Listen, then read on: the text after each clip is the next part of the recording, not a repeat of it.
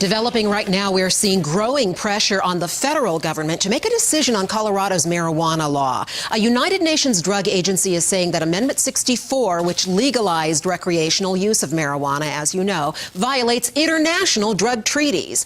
8 former Drug Enforcement Administration chiefs are pushing for a decision, and in statements being released today, they call on the Obama administration to sue Colorado as well as Washington state to stop the laws. U.S. Attorney General Eric Holder has said he's still looking at the laws, and last week he said he was in the last stages of that review. The federal government could sue the states over legalization or decide not to mount court challenges. But is that decision creating problems for local governments? 7 News reporter Tyler Lopez is in Boulder. And Tyler, the city feels squeezed between the federal law, which says marijuana use is illegal, and what Colorado voters decided in November.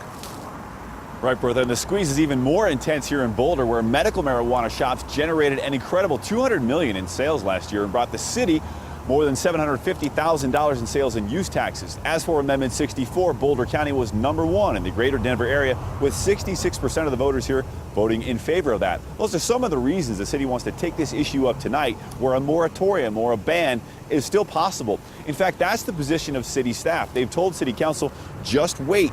Put the lighters away and wait. Ban recreational pot until the state and federal government steps up and acts on this controversial issue. What they're considering tonight, though, is an ordinance that adds a 1,000-foot buffer between retail recreational pot stores and schools. Now, in the minds of marijuana lobbyists, this entire proposal puts Boulder in the lead as a city trying to get ahead on issues like regulation, even with the potential intervention of the feds. So there's certainly some ambiguity that exists for cities and local governments. Our position is that we want to get a system in place rather than waiting, because we may not be able to get the best system in place later on. Now, this is only the first reading tonight, but the council will take the unusual decision to accept public input. The meeting starts at 6 o'clock tonight, but some of the city attorneys have said they expect they could be here as late as midnight.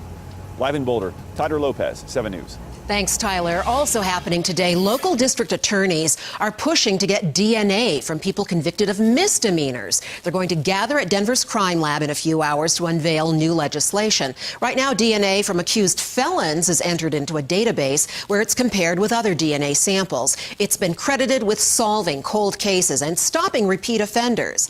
Now, the Council of District Attorneys in Colorado says there are safeguards to protect civil liberties. Again, we should learn the details of the new legislation this afternoon.